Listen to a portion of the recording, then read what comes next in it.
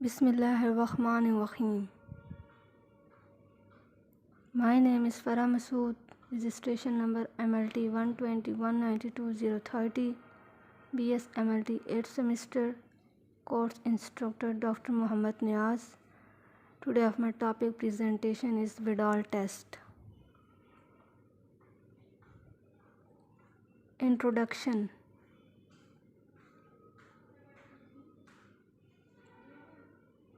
Vidal test is an agglutination test which detects the presence of serum agglutinins H and O in patient serum with typhoid and paratyphoid fever. It was developed by Gorgias Ferdinand Vidal in 1896. This test measures agglutinating serum antibodies level produced against the O-somatic and H-flagellar antigens of Salmonella typhi and paratyphi A, B, and C. Vidal test objectives. The objectives of the Vidal test is to detect the presence of serum antibodies Salmonella typhi and diagnostic paratyphi to enteric fever. Vidal test principle. Vidal test is based on the principle of antigen-antibody reaction of agglutination type. It can be stated as when a homologous antibody reacts with specific insoluble antigens which induce its production in presence of a specific electrolyte, and at optimum temperature and pH a visible clumping is formed. Antibodies level against these antigens will reach a peak after 6 to 8 days of infection. If antibodies are present in serum, they specifically agglutinate the antigens and produce visible clumping. Vidal test requirements. Blood sample of suspected patient or serum. Vidal test kit containing Salmonella antigens.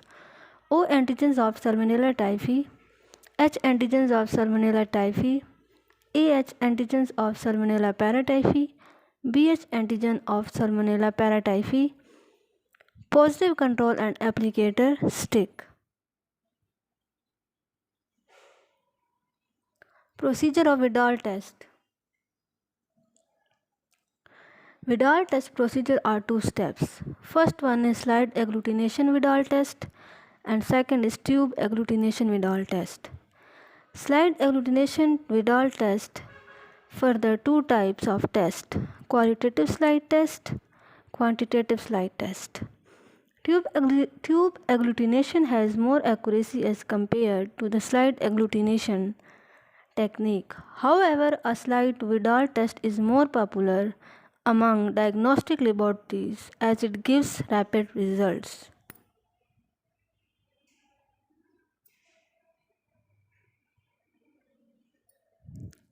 First one is qualitative slide test. Procedure: bring all reagents to room temperature and mix well. Add 1 drop of test sample into each reactions labeled as O, H, AH, BH according to given antigen solutions. Add 1 drop of positive control into circle marked as positive control and 1 drop of negative control into the reaction circle marked as negative control.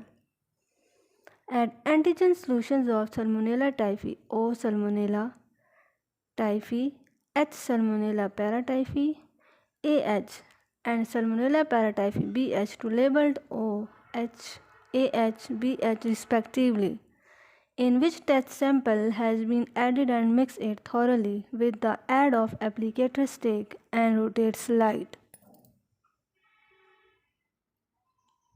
Interpretation. Positive test: agglutination within a minute.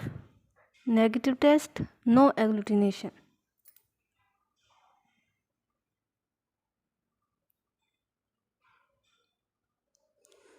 The second one is quantitative slide test. Procedure. Bring all reagents to room temperature and mix well. Dispense 1 drop of saline into the first reaction circle and then place 5, 10, 20, 40, 50, 80 microliter of the test sample on the remaining circles. Add a drop of the antigens which shows agglutination with the test sample in the screening method to each circle. Mix the content of each circle with the aid of applicator stick and rotate the slide and observe for agglutination. Interpretation. The antibody titer of the test sample is the highest dilution that gives a visible agglutination. Agglutination titer greater than 1:80 is considered a significant infection and low titer indicates absence of infection. Quantitative tube test. Procedure. Bring all reagents to room temperature and mix well. Prepare 4 sets of test tubes for individual antigens. Each set contains 1 to 8 tubes. Add 1.9 ml of 0.85% sterile saline to tube of each antigen set. To tube number 2 to 8 of all sets add 0.1 ml of physiological saline. To tube no 1 of all sets add 0.1 ml of test sample to be tested and mix well. Mix well, cover and incubate these tubes overnight at 37 degrees centigrade, approximately 18 hours. Interpretation. The antibody titer of the test sample is its highest dilution that gives a visible agglutination. Agglutinin titer greater than 1:80 is considered a significant infection and low titer indicate absence of infection.